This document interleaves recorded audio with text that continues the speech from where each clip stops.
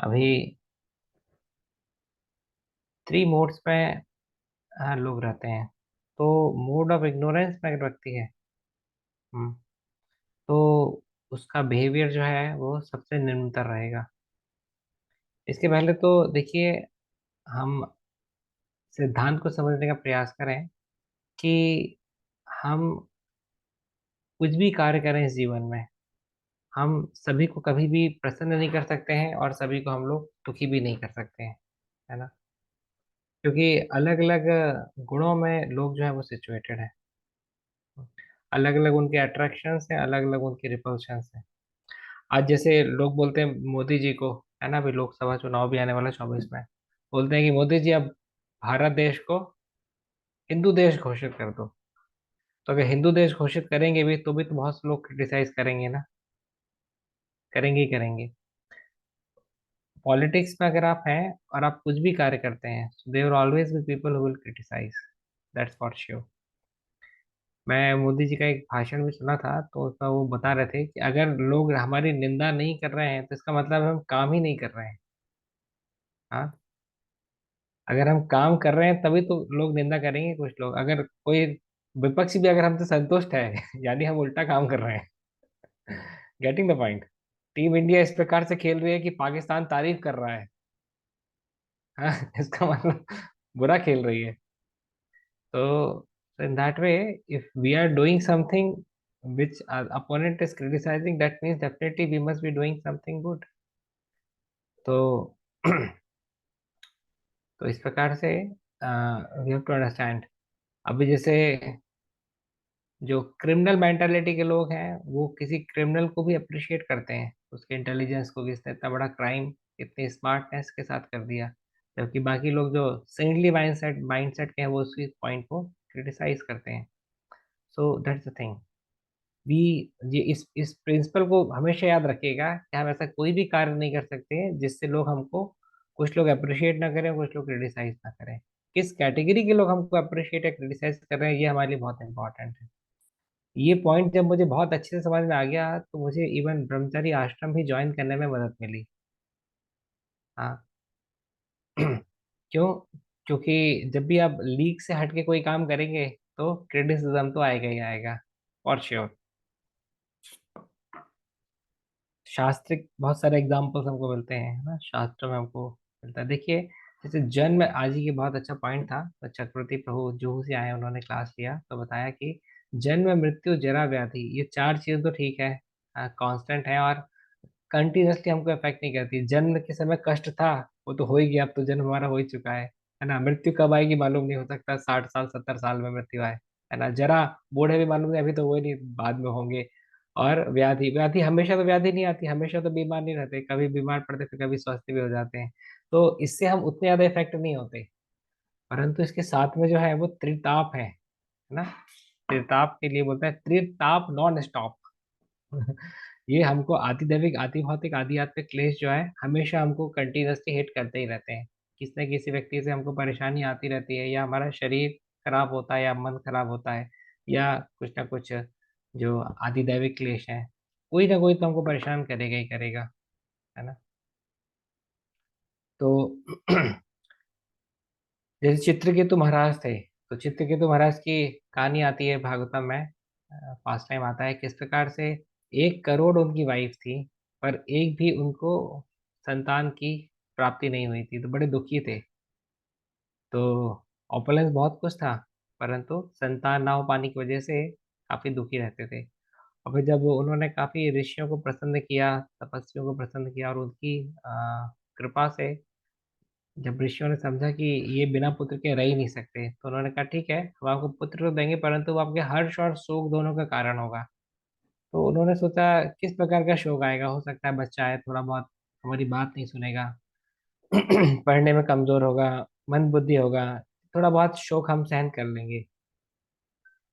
Finally जब उनको एक पुत्र हो जाता है, तो जिस जिस रानी से उनको पुत्र होता है वो रानी भी डेफिनेट सी बात है ज्यादा प्रिय हो जाती हैं। तो वो बाकी रानियों पे कम ध्यान देते हैं, तो बाकी रानियां जो है वो ईर्ष्यालु हो जाती हैं।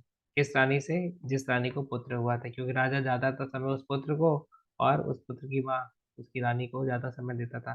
तो ईर्ष्यावश ये लोग जो है सोचते हैं कि राजा हमको ध्यान ही नहीं देते, पहले तो हमारे पास भी आते थे, आजकल तो एक ही रानी के पास रहते हैं। वो जो है ईर्ष्यावश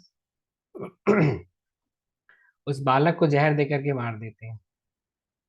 हाँ। और जब ये खबर पता चलती है रानी को और राजा को, तो वो लोग जो है दे आर कम्प्लीटली डेवास्टेटेड। तो ये वो सेंट्स ने बताया था जो भविष्यवाणी दी थी कि ये जो पुत्र है आपका, ये सुख और दुख दोनों का कारण आपका बनेगा। तो उस समय जो इन लोग को व्यथा जो होती है, वो सारे सुख को कोलैप्स कर देती है जो उनको उस समय उसके चहलने खिलखिलाने हंसने में हुआ था। They are completely devastated. फिर जाकर के बाद में नारद मुनि की मदद से, नारद मुनि जो है उस मृत जो बच्चा था उसको जो है पुनर्जीवित करते हैं थोड़े समय के लिए। और फिर वो इनको जो शिक्षाएं देता है सही से कि आप मेरे कौन से जीवन के माता पिता हैं। हाँ, मैंने तो कई बार माता पिता को ग्रहण किया, कई बार अलग अलग सेट ऑफ पेरेंट्स को मैंने एक्सेप्ट किया। तो वहाँ पे फिर पूरा हमारा टीचिंग्स चालू होता है कि किस प्रकार से हम इस लाइफ टाइम में अलग अलग सेट ऑफ पेरेंट्स को एक्सेप्ट करते हैं, एक अलग सेट ऑफ फैमिली को एक्सेप्ट करते हैं, फिर अगले जीवन में फिर से चेंज हो जाता है। So all this is temporary, but definitely we need to be responsible. तो वहाँ पे जाकर के फिर वो लोग को एनलाइटनमेंट होता है, then they were able to come out of their miserable zone. ठीक है, अभी देवास की एक फैमिली आई थी हमारे पास में, बोले थे कि हम 3 साल से सदमे में हैं। मेरे को लगा रे बाप रे, 3 साल तो इतनी बड़ी अवधि होती है, 3 साल से सदमे में कैसे हैं। बोले हमारा बहुत ही हैंडसम लड़का था, बहुत ही पढ़ने में तेज था, आईआईटी से उसने बीटेक किया था, 25 साल का था, और वो कोरोना काल में वो चल बसा। सेकेंड वेव जब आई थी तो कोरोना ने की वजह से उसकी मृत्यु हो गई। तो उसकी वजह से हम लोग जो है पिछले 3 साल से हम लोग बहुत ही अनस्टेबल हो चुके हैं करके। तो मुझे समझ में आया कि देखिए ये हमारे श्रीमद् भगवद गीता की टीचिंग्स कितनी इंपॉर्टेंट है। हाँ, कि व्यक्ति को एक मेंटली स्टेबल बनाने में कितनी महत्वपूर्ण भूमिका निभाती है। क्योंकि सिचुएशंस तो कठिन कठिन समस्याएं तो हमारे जीवन में आएंगी ही सही, वी कांट अवॉइड इट। हाँ। तो बड़े बड़े ऑपरेशंस, हाँ, होने के लिए आते हैं। अभी जैसे हमारे ब्रह्मचर्य आश्रम में मनोरम चैतन्य प्रभु, उनका ब्रेन ट्यूमर का operation, brain tumour, exactly tumour brain में नहीं था, नाक के ऊपर था, ब्रेन उस पर बैठता है। तो उतना बड़ा ऑपरेशन उनका किया, ऑपरेशन सक्सेसफुल रहा, पर एक नस उनकी ऐसी काटनी पड़ी जिसकी वजह से उनकी एक साइड नाक से अभी सुगंध आना बंद हो गई है। मतलब जैसे हम लोग दोनों नाक से सूंघ पाते हैं ना, तो उनकी एक नर्व काटनी पड़ी ऑपरेशन के दौरान, जिसकी वजह से एक साइड की नाक से वो स्मेल नहीं कर सकते हैं अभी।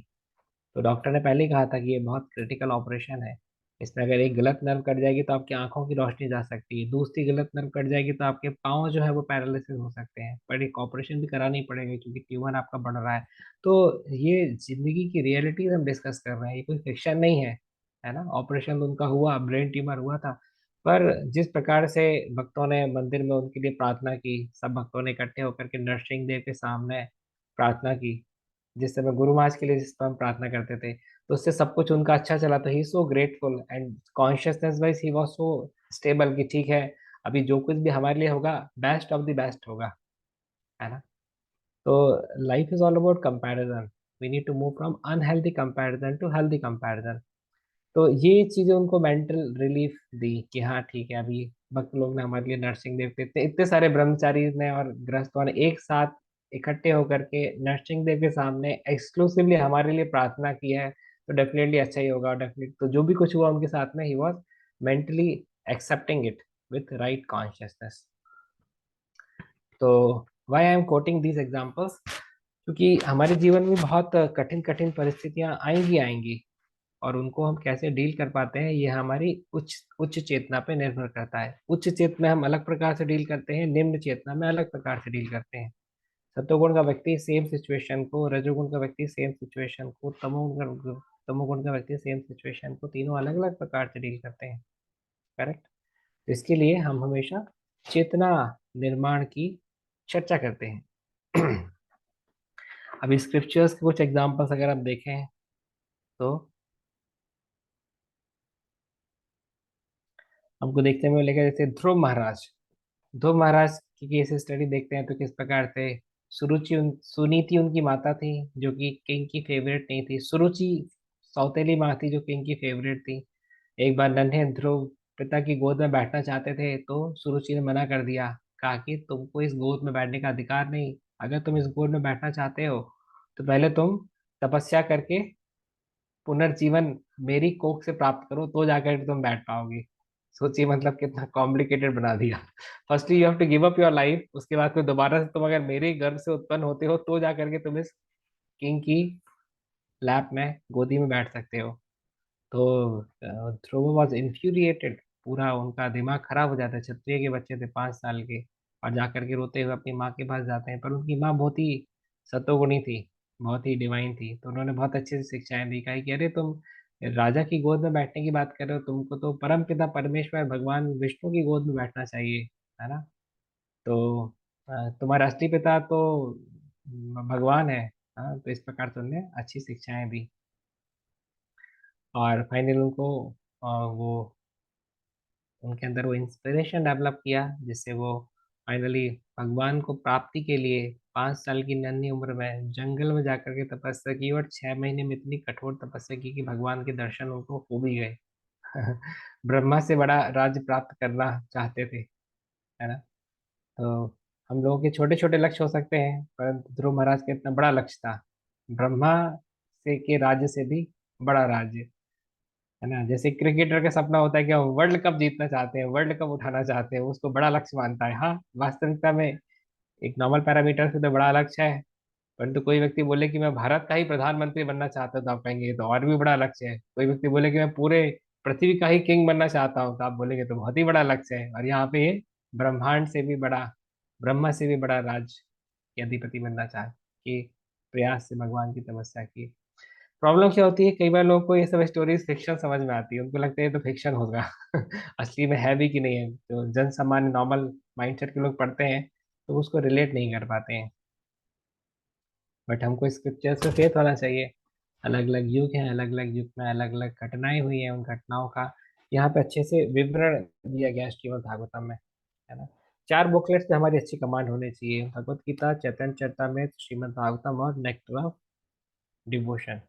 ये 4 बुकलेट्स हमारे लिए सफिशिएंट है बैक टू गॉडेड हमको ले जाने के लिए। करेक्ट। तो ध्रुव महाराज के जीवन में भी क्रिटिसिज्म आया, परंतु उनकी मदर की वजह से वो उसको कंस्ट्रक्टिवली यूज कर पाए, है ना।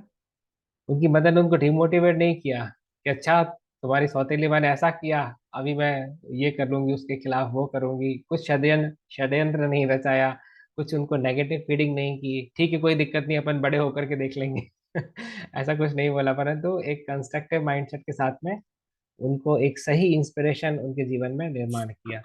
तो Dhruva used criticism of Suruchi to upgrade his value system, है ना। इसी प्रकार से हम विदुर का एग्जाम्पल देखते हैं। विदुर को दुर्योधन बिल्कुल भाव नहीं देते थे, क्योंकि दुर्योधन के प्रपोजल्स में विदुर जो है वो आड़े आते थे। उनको सदमार्ग बताते थे, अच्छी शिक्षाएं देते। दुर्योधन को बिल्कुल पसंद नहीं आता था, परंतु दुर्योधन यूज टू क्रिटिसाइज। और एक समय आकर के दुर्योधन के कहने पे धृतराष्ट्र को, दुर्योधन नहीं बल्कि डायरेक्टली विदुर को जो है जलील करते हुए राज्यसभा से निष्कासित कर दिया, बाहर कर दिया। परंतु विदुर ने ऐसा नहीं लगा कि ठीक है, अभी तक मैंने इतनी सेवा की और मुझे ये फल दिया, अभी मैं बदला लूंगा। नहीं, ये उच्चतम चेतना के लोग बदले की बात नहीं करते। वो लोग समाधान युक्त चेतना लेकर के चलते हैं। विदुर ने सोचा ठीक है, कोई दिक्कत नहीं, मैं वैसे यहाँ पे राज्य में था, डिवोशनल सर्विसेज मेरी फीकी फीकी चल रही थी। अभी मैं सब धामों की यात्रा करूंगा, अलग अलग सेंटी पर्सनालिटी से मिलूंगा, तो मेरा उद्धार होगा। So this is called like using criticism to upgrade our value system. अब हमको अपने जीवन में वो इंसिडेंसेस याद करने चाहिए जब किसी ने हमको किसी चीज के लिए क्रिटिसाइज किया हो, और अगर हम दुखी हो गए हों तो हमारा तमोगुण का माइंडसेट माना जाएगा उस समय। अगर हमारे अंदर बदले की भावना आई हो तो रजोगुण का माइंडसेट माना जाएगा। और अगर हमारे अंदर सत्वगुण में अगर हम सिचुएटेड होंगे तो हम इस क्रिटिसिज्म को कंस्ट्रक्टिवली यूज कर पाएंगे। तो तीनों रिस्पॉन्सेज मैंने आपके साथ में शेयर कर दिए, है ना। तो अभी हमको देखना पड़ेगा कि कितने समय हम सत्वगुण में एक्ट कर पाए, कितने समय हम रजोगुण में एक्ट कर पाए, कितने समय हम तमोगुण में एक्ट कर पाए। तो जैसे है ना, कुछ कुछ एक कम्युनिटीज हैं, आप भी जानते हैं, उनके अंदर बदले की भावना बहुत ज्यादा प्रधान रहती है। मतलब बदला लेने को ही वो लोग वीरता समझते हैं। सो दैट इज रजोगुण। और एग्जाम्पल अगर हम देखें तो विभीषण, विभीषण तो कितने सत्वगुणी व्यक्ति थे, पर रावण की राज्यसभा में हमेशा ही उनको क्रिटिसाइज किया जाता था। और एक समय आकर के उनको भी निष्कासित कर दिया। उनको भी निष्कासित किया तो उन्होंने ये नहीं सोचा कि ठीक है अब मैं सुसाइड कर लेता हूँ, कि ठीक है चलो अब मैं रावण के अगेंस्ट आंदोलन छेड़ देता हूँ। उन्होंने सोचा अभी मैं भगवान रामचंद्र की प्रामाणिकता से शरण ग्रहण करता हूँ। ठीक है। तो हमारे जीवन में भी सिचुएशंस ऐसी आएंगी, है ना। जैसे रामचंद्र भगवान को वनवास दिया गया, तो रामचंद्र भगवान ने कितने कंस्ट्रक्टिव एटीट्यूड से उसको लिया। और भरत महाराज के ऊपर पूरा ब्लेम आ गया। पूरे अयोध्या वासी भरत महाराज को ब्लेम कर रहे थे कि इन्हीं की वजह से रामचंद्र भगवान जो है उनको वनवास जाना पड़ा, जबकि भरत तो निर्दोष थे, है ना। तो कितना कितना क्रिटिसिज्म उनको मिला, परंतु उन्होंने सोचा कि नहीं नहीं, मुझे इस क्रिटिसिज्म से फर्क नहीं पड़ना चाहिए। अगर मैं वास्तविकता में भगवान रामचंद्र का भक्त हूँ तो मुझे जो है कर्तव्यनिष्ठ होना चाहिए, पलायन होना चाहिए। मुझे भगवान रामचंद्र के अब्सेंस में इस राज्य को उसी प्रकार से एक सेवक की भांति जिम्मेदारी पूर्वक निर्वाह करना चाहिए, राजा की जिम्मेदारियों के जैसे रामचंद्र भगवान करते या मुझसे एक्सपेक्ट जो करते हैं। That is most important. देखिए अभी हमारे जैसे किन्हीं भक्तों को थोड़ी सी कठिन सेवा देते हैं ना, तो थोड़े समय में अगर ज्यादा रजोगुणी तो झल्ला करके बोलते हैं अब मैं सेवा नहीं करूंगा, मैं सेवा छोड़ दूंगा। हम लोग देखो, सेवा छोड़ना आसान काम है, कठिन सेवा को निभा करके करना कठिन काम है। थोड़ी कोई समस्या आई, थोड़ा कुछ लोगों ने नेगेटिव फीडबैक दिया, बस प्रो जी हम नहीं करेंगे, हम यहाँ भक्ति करने आए, झमेला झमेला मोल लेने नहीं आए हैं। अरे ये झमेला क्यों बोल रहे हो आप इसको, ये भगवान की सेवा है। जैसे किचन डिपार्टमेंट है तो अपने आप में एक टफ डिपार्टमेंट है ना। अभी मतलब पता चला कि स्वीट राइस बन रहा था। हाँ, 100 लीटर स्वीट राइस बन रहा था। उसको कुक ने थोड़ा सा जला दिया नीचे से। तब क्या, अब ऐसी स्थिति में है कि आप फेंक भी नहीं सकते और खा भी नहीं सकते। खाएंगे तो थोड़ा स्वाद आपको आएगा, पर साथ में जलन की थोड़ी सी स्मेल भी आएगी आपको, थोड़ा सा टेस्ट उसका गड़बड़ाएगा भी सही। तो लोग खाएंगे भी सही और क्रिटिसाइज भी करेंगे, है ना। तो किचन इंचार्ज का रोल बहुत क्रूशियल है। टेम्पल कमांडर, इतना पूरे इतनी पूरी आपकी इतना बड़ा कैंपस है हमारा, 1,46,000 स्क्वायर फीट का। यहाँ पे कुछ ना कुछ तो गड़बड़ियां चली रही होंगी, कुछ ना कुछ वास्तविकता में मिस्टेक्स होंगी, तो कुछ लोग तो क्रिटिसाइज करेंगे करेंगे। तो उन क्रिटिसिज्म को लेकर के अगर हम चल पाते हैं तो हम भक्ति में उन्नत हैं, नहीं चल पाते छोड़ने की बात करते हैं, यानी हम भक्ति में उन्नत स्तर पे नहीं है स्थित। देखिए एक मदर जो है, वो चाइल्ड कितना भी मस्ती करे या कितना भी क्या बोलते हैं बात ना सुने या अपने मनमाने ढंग से चले, मदर उसको गिव अप नहीं करती है ना, she doesn't discard the baby. So that is called mature behaviour, है ना। तो मदर चाइल्ड को लेकर के तो मैच्योरिटी का डिस्प्ले करती है। तो इसी प्रकार से हमको भी अपनी सर्विसेज को लेकर के मैच्योर बिहेवियर डिस्प्ले करना चाहिए। देखिए मीराबाई को भी क्रिटिसिज्म मिला, लोगों ने क्रिटिसाइज किया मीरा को, है ना, जहर तक दे दिया। तो परंतु उन्होंने कृष्ण भक्ति नहीं छोड़ी। अर्जुन को उर्वशी ने क्रिटिसाइज किया था, जब अर्जुन स्वर्गलोक में जाते हैं, उर्वशी नशा करके आती हैं और अर्जुन को प्रपोजल देती है कि let us enjoy each other. और उस समय अर्जुन बोलते हैं कि नहीं नहीं, आप तो हमारे जो पूर्वज थे उनकी है ना भार्या पत्नी रह चुकी हैं, तो हाँ हम तो आपको इस प्रकार से नहीं देखते। तो उर्वशी को गुस्सा आया, उन्होंने अर्जुन को क्रिटिसाइज किया, है ना, कि कोई स्त्री आपको इस प्रकार का प्रपोजल दे रही है और आप मना कर रहे हो, तो आप तो जो है आप तो हैं जो हिजड़े हैं, आप किन्नर हैं, आप चक्के हैं। इस प्रकार से क्रिटिसाइज किया अर्जुन को और श्राप भी दे दिया, 1 साल के लिए आप जो है वो हिजड़े बन जाएंगे। परंतु अर्जुन ने अपना मोमेंटम नहीं खोया, अर्जुन ने काउंटर कर्ज नहीं किया। अर्जुन तो तुरंत जाकर के इंद्र से मिले और इंद्र को ये सारी घटना बताई, वृत्तांत बताई कि मेरा इसमें क्या दोष है।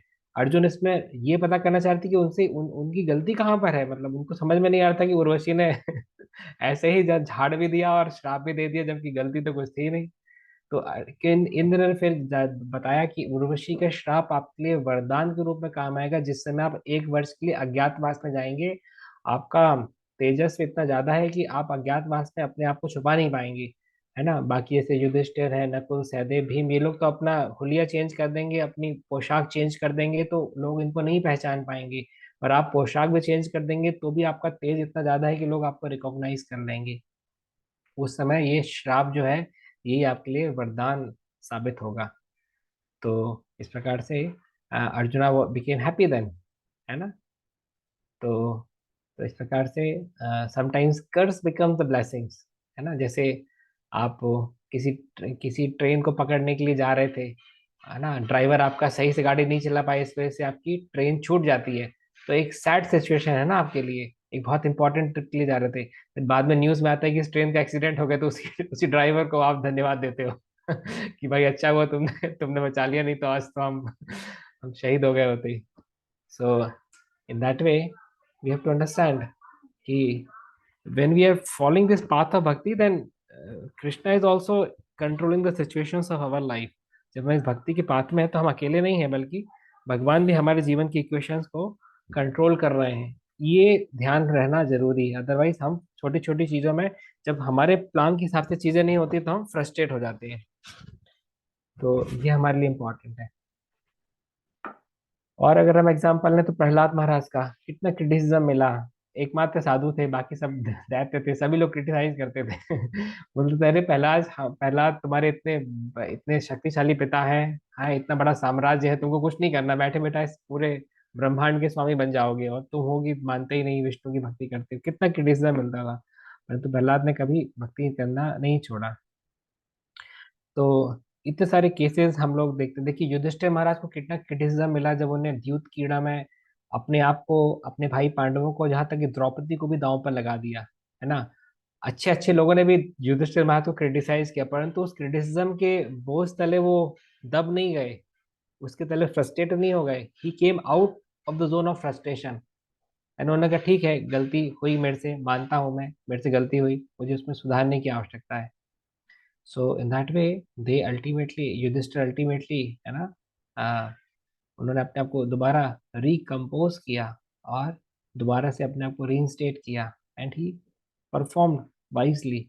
गोपीज को कितना क्रिटिसिज्म मिला कृष्ण की भक्ति करने के लिए, ना, राधा रानी को भी क्रिटिसिज्म मिला। तो इस प्रकार से हम देखते हैं कि this the path of devotion is not free from criticism. आप कोई भी कार्य करेंगे तो उसमें आप ये नहीं सोच सकते कि लोग बाग जस्ट आपकी बड़ाई करते रहें। There will be criticism. अभी देखिए, जैसे जब मैं नौकरी करता था, रिलायंस इंफ्रास्ट्रक्चर लिमिटेड में था, तो हम लोग की पार्टीज वगैरह होती, तो उसमें मैं बोलते थे मैं वेजिटेरियन हूँ, मैं बाहर का नहीं खाता हूँ, तो उसमें तो लोग बोलते थे कि अरे इनके लिए घास पूछ ले आओ तो मतलब पीपल यूज टू क्रिटिसाइज कि आप मतलब क्या है, मतलब आप जीवन के मजे नहीं ले रहे हो इस प्रकार से। कोई बोलते थे ये ड्रिंक कर लो थोड़ा, बहुत मजा आएगा, हम कहते नहीं नहीं, हम ड्रिंक नहीं करते, तो वो लोग बोलते थे दूध पीते बच्चे हैं, इनके लिए दूध ले आओ, तो they use to criticize in that way. तो हमको लगता था अरे ये तमोगुणी व्यक्ति है, ये सोच रहे हैं कि ये हमारा मजाक उड़ाएंगे, ये सिगरेट को नहीं पीते, सिगरेट इनको पीती है है ना। This is the fact. लोगों को लगता है वो सिगरेट पी रहे हैं, तभी सिगरेट उनको पी जाती है, सिगरेट उनके फेफड़े को पी जाती है। लोग सोचते हैं वो शराब पीते हैं, शराब उनकी किडनी को पी जाती है। करेक्ट। तो इस प्रकार से हमारे अंदर अगर इनर कॉन्फिडेंस है ना, तो फिर हमको फर्क नहीं पड़ता सामने वाला व्यक्ति क्या बोल रहा है। हम सोचते थे कि भाई इनको इम्प्रेस करने के लिए थोड़ी मैं अपने स्टैंडर्ड से नीचे गिरूंगा। हाँ, तो so in that way people will, good people will appreciate our good doings, but wrong people, bad people will criticize even our good doings. That is the formula. अभी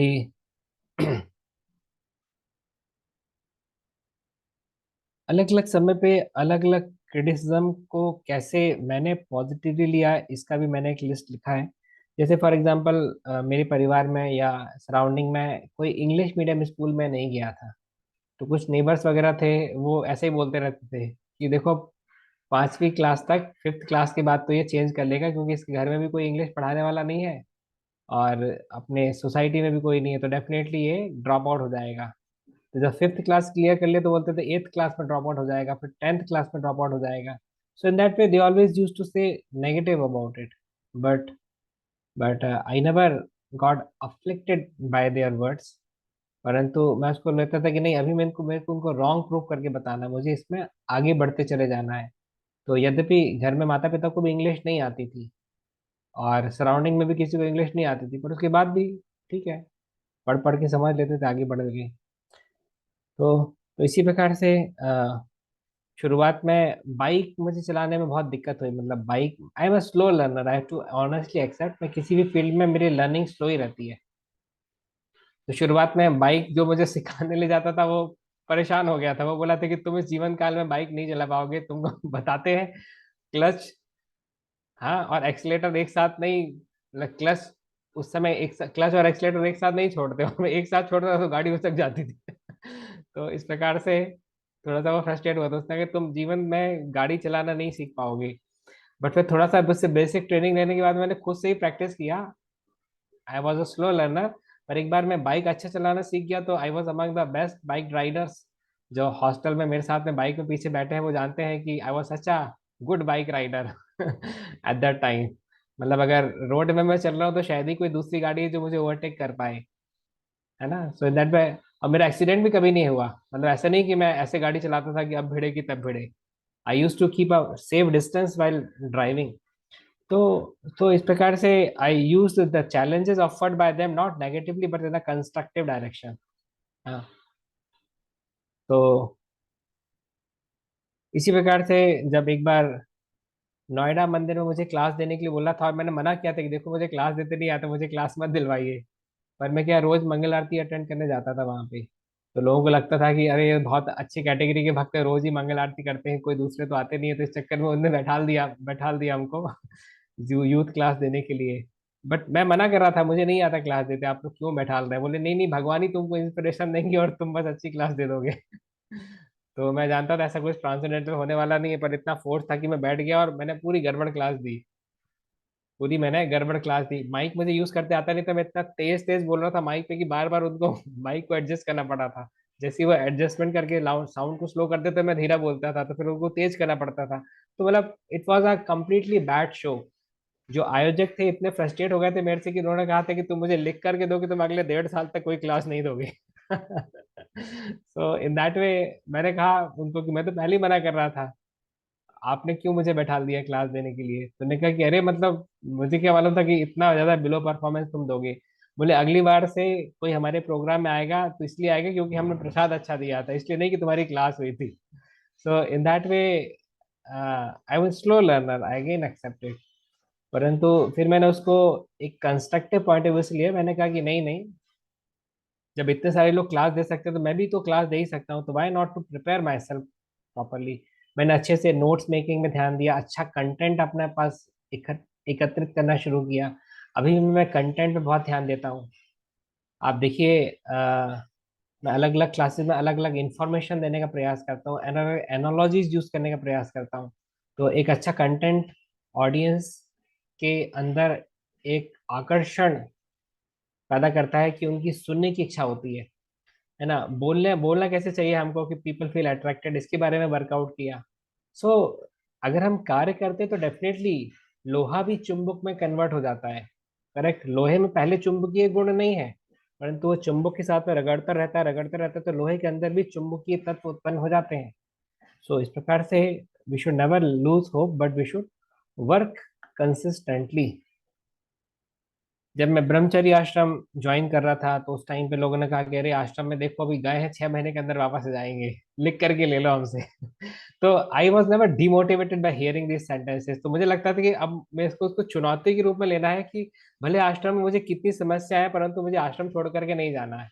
तो इस प्रकार से चुनौतियों के रूप में इसको लिया, तो आगे कंटिन्यू कर दिया। तो 2-4 साल लोगों ने बोला, उसके बाद तो उन्होंने ही बोलना बंद कर दिया।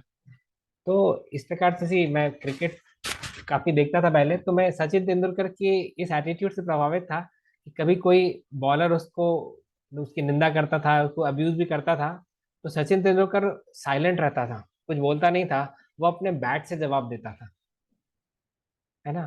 कभी भी उसने जो है आ, मतलब मुंह से जवाब नहीं दिया बल्कि बल्ले से जवाब दिया। उसके इंटरव्यू पूछते भी थे इन्होंने आपके बारे में ये टिप्पणी की, आपका क्या कहना है, तो सचिन तेंदुलकर क्या बोलते थे, बल्ला बोलेगा। So in that way that's a wise way of responding, है ना। Our actions speaks louder than words, that is the point.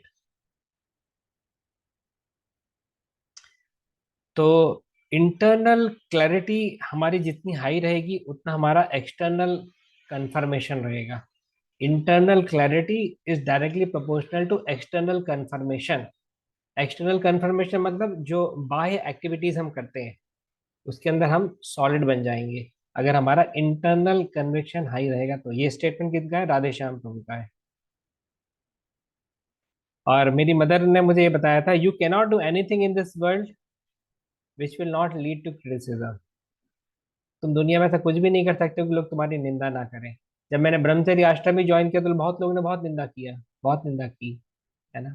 अभी मैनेजमेंट में भी हम लोग बहुत सारे डिसीजंस लेते हैं, प्रसादम के टाइम चेंज करना है, प्रसादम को मेन्यू चेंज करना है, वेन्यू चेंज करना है, फेस्टिवल डिसाइड करना है, फेस्टिवल में कुछ चीज़ें लानी है, कुछ चीज़ें बंद करनी है।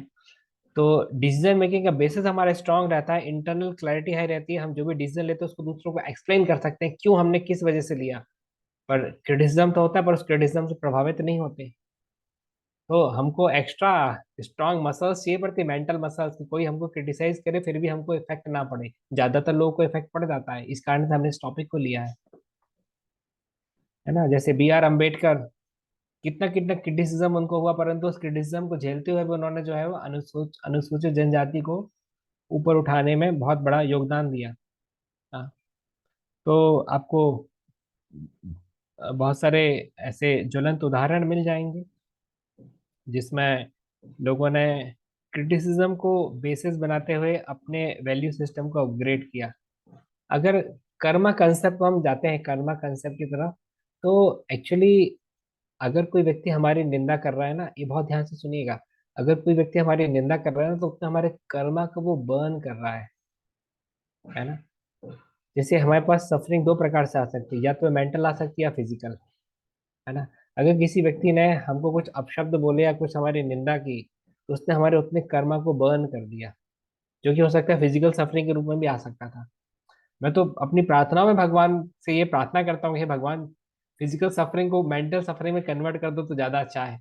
अब पूरी सफरिंग, कितनी सफरिंग हमारी रेडिकेट होगी भक्ति योगा से, वो तो हमको नहीं मालूम। कम से कम फिजिकल मेंटल में कन्वर्ट हो जाए तो मेंटल मसल्स अपनी स्ट्रांग है तो कम से कम झेल जाएंगे।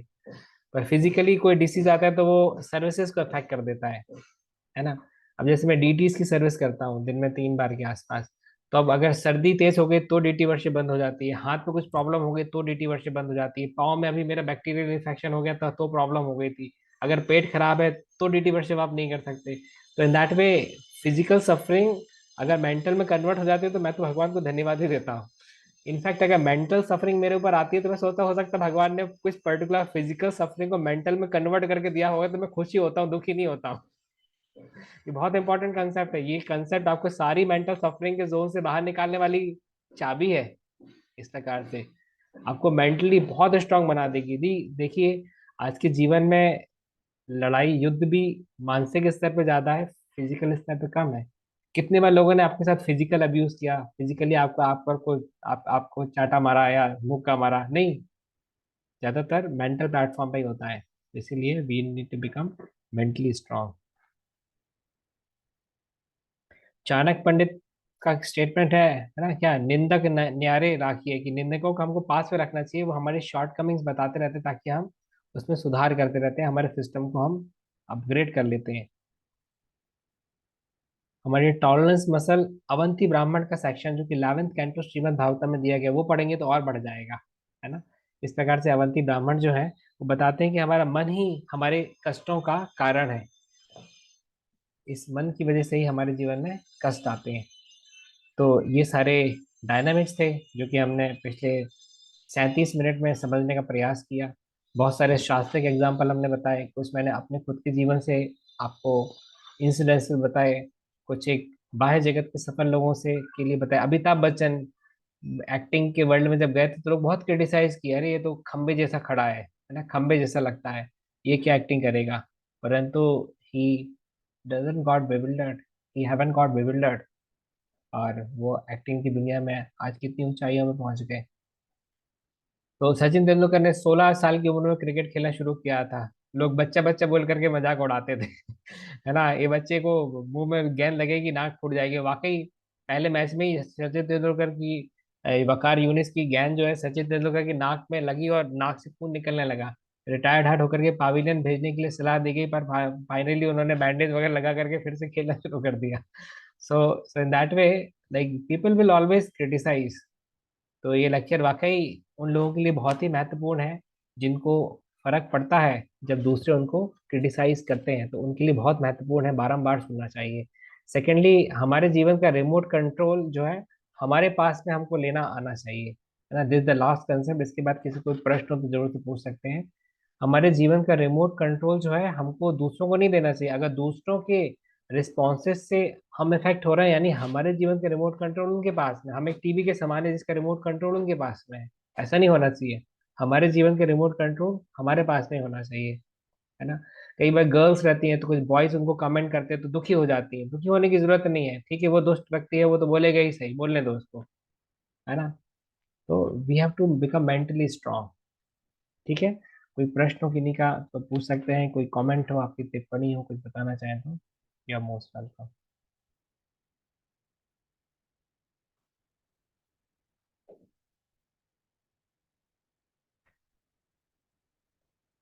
उम्मीद करता हूँ आपको बोर नहीं किया होगा आज की क्लास से।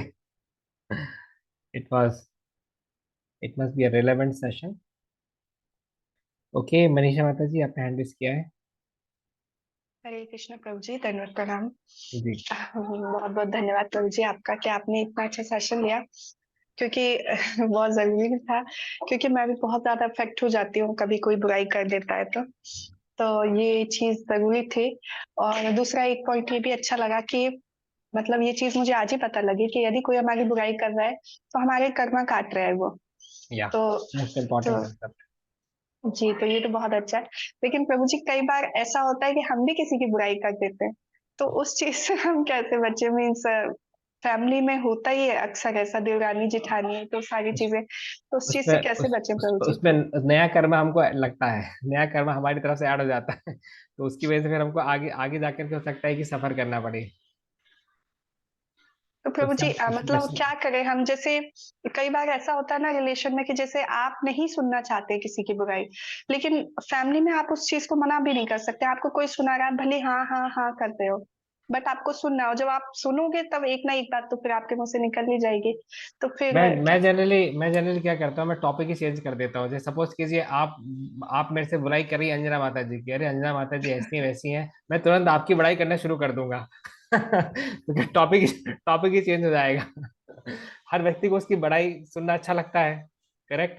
तो जब मैं आपके बारे में आपकी आपकी प्रशंसा करूंगा, तो आप फिर अंजना माता जी के बारे में बात करना भूल जाएंगे, तो मैं आपको डिस्ट्रैक्ट कर दूंगा बेसिकली। तो जो हमारे जो जो निंदक रहते हैं उनको हमको डिस्ट्रैक्ट करते आना चाहिए। That is our art. जी प्रभु जी। या और प्रभु जी एक पॉइंट से और बहुत हेल्प मिली है मुझे। जैसे आपने अपने बारे में बताया कि आप स्लो लर्नर रहे हैं, लेकिन आपने कभी हार नहीं मानी, कभी गिव अप नहीं किया, और आप जिस चीज के लिए आपको डिस्ट्रैक्ट किया गया आपने वो चीज सीख के ही मानी। तो मुझे बहुत हेल्प मिली इसमें, क्योंकि मैं भी बहुत स्लो लर्नर हूँ। हर चीज में मैं तो गिव अप कर देती हूँ कि शायद मेरे से नहीं हो पाएगा, लोग डिमोटिवेट कर रहे हैं तो मतलब मुझसे नहीं हो पाएगा। लेकिन आप मेरे सामने एग्जाम्पल है, क्योंकि मैं जितना ज्यादा जानती हूँ आपको इतने अच्छे स्पीकर हैं और सारी चीजों में परफेक्ट है। तो मुझे बहुत मोटिवेशन मिल रहा है कि मतलब आप जब इम्प्रूवमेंट कर सकते हैं, मीन्स अपने आप को एक एग्जाम्पल के तौर पे रख सकते हैं, तो फिर शायद मैं भी कुछ कर पाऊँ प्रभु जी। तो थैंक यू सो मच प्रभु जी। हरे कृष्ण, धन्यवाद प्रणाम। थैंक यू, हरे कृष्णा, धन्यवाद। ओके, और किन्हीं का कोई point? Any 3 points from the class? Hare Krishna प्रभु जी, दंडवत प्रणाम। जरा प्रणाम। प्रभु जी जैसे आपने बताया है ये क्रिटिसिज्म का, आपकी क्लास बहुत अच्छी थी।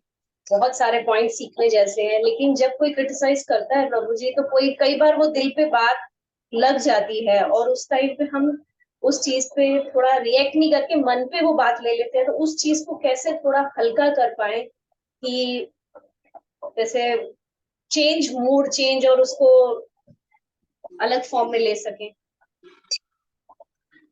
ये इसकी हमको आदत डालनी पड़ेगी, है ना।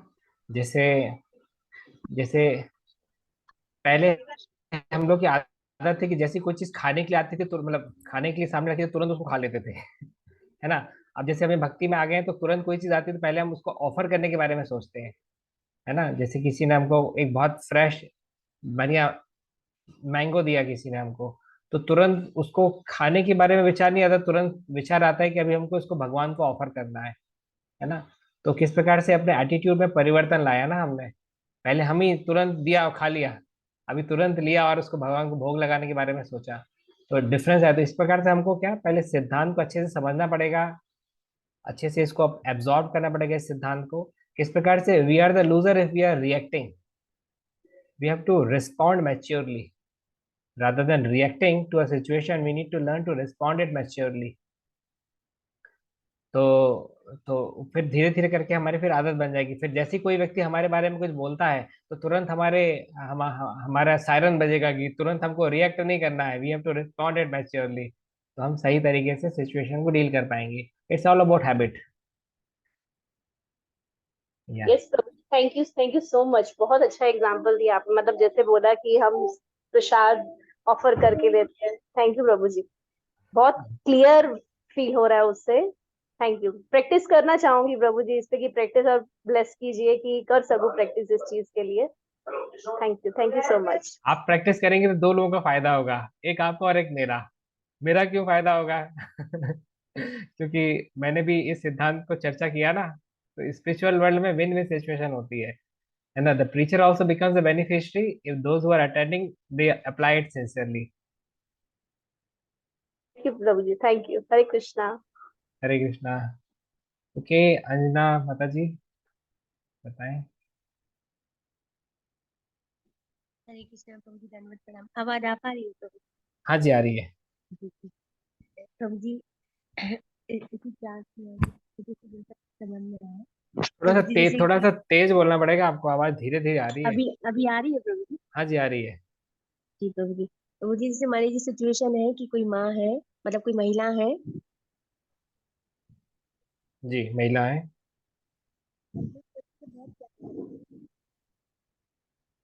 आपने कुछ ईयरफोन निकाल करके बात कीजिए, फिर से आवाज चली गई। नहीं, निकाल के ही कर रही प्रभु जी। अभी आवाज आ रही है। अभी आ रही है? हाँ जी। जी प्रभु जी, कोई महिला है और वो एक बच्चे को बहुत बहुत ज्यादा प्रेम करती है, भले उन्हें बच्चे नहीं है लेकिन वो एक बच्चे को बहुत प्यार करती है, उनके स्वभाव में है प्यार करना। फिर अगर उन्हें कोई बोले कि ये बच्चे को इसलिए प्यार करी क्योंकि इनको बच्चे नहीं है, तो फिर वो कैसे उन महिला को, क्योंकि वो तो बच्चे को सच में प्यार कर रही है, इसलिए इसलिए नहीं कि बच्चे नहीं इसलिए प्यार कर रही है। लेकिन कोई क्रिटिसाइज ये करे कि बच्चे नहीं इस वजह से प्रेम कर रही है, तो फिर कैसे उन महिला को कैसे ट्रीट करना चाहिए तो प्रभु उन महिला को ये सोचना चाहिए कि बेसिकली इनको हमारी स्थिति के बारे में ज्ञान नहीं है, तो अज्ञानता की वजह से ऐसा बोल रहे हैं, है ना। जी? जैसे सपोज कीजिए हमारे परीक्षा में 90% आए हैं, है ना, और हम फर्स्ट रैंक लगी है, और कोई हमारे देख के बोले ये परीक्षा में बेचारा फेल हो गया। तो हम थोड़ी दुखी हो जाएंगे उसके उसकी आवाज उसके इस कथन को सुन करके, है ना। हम्म, हम थोड़ी दुखी हो जाएंगे। अगर हम वास्तविकता में 90% आए हैं तो हम थोड़ी दुखी हो जाएंगे करके। जैसे पहले लोग हमको बोलते थे देखिए विजय विजयन किस्ट में दिखाने के लिए आरती करते हैं, तो हम थोड़ी सुन करके दुखी हो जाते थे कि देखो हम आरती करने जाते हैं और ये ऐसा बोल रहे हैं हमारे बारे में। हम सोचते ठीक है इनको भी ज्ञान नहीं है इसी वजह से ऐसा बोल रहे हैं, जब ज्ञान आएगा तो ऐसा नहीं बोलेंगे। अभी क्या फर्क पड़ता है हमको इनके ऐसा बोलने से। ठीक है। तो आगे ये हमको अपने इंटेंशंस को चेक करने की आवश्यकता है, उसमें अगर कुछ सुधार लाने की आवश्यकता है तो सुधार ला सकते हैं। परंतु अगर ऑलरेडी चीजें ठीक है तो फिर हमको उतना फर्क नहीं पड़ना चाहिए। ठीक है। ठीक और मेरे जीवन में मुझे फर्क तब पड़ता है जब कोई mature vice devotee of Krishna अगर कुछ बताता है तो, है ना। जैसे अगर कृष्ण किशोर प्रभु, धीर गौर प्रभु, अभय चरण प्रभु, इस टाइप के डिवोटीज अगर बताते हैं कि देखिए इसमें आपको सुधार की आवश्यकता है, तो मैं उसको बहुत गंभीरता से लेता हूँ। फिर मैं नहीं सोचता कि नहीं नहीं मैं तो सही हूँ, ये तो बोल रहे होंगे, ऐसा नहीं सोचता है फिर, है ना। तो डॉक्टर की बात को, वकील की बात को हमको ध्यान से सुनना चाहिए। जैसे बहुत है। सारे लोग मुझे बहुत सारी सलाह देते हैं, जैसे डायबिटीज प्री डायबिटिक हुआ तो कितने लोगों ने कितनी सारी सलाह दी, सबकी सलाह मानने की थोड़ी मैं स्थिति में हूँ। और डॉक्टर ने जो बोला उसको ध्यान से सुना था, उसको जरूर माना। तो in that way we have to understand. Thank you sir. Hare ठीक कृष्ण। है, 2 बज चुके हैं, समय हमारा हो गया है। आज के सेशन को यहीं विराम देंगे। आप सभी का बहुत बहुत धन्यवाद इस प्रकार से उत्साहपूर्वक क्लासेस अटेंड करने के लिए। जगत गुरु श्री प्रभुपाद की, अनंत कोटि वैष्णव वृंद की गौर प्रेमानंदे।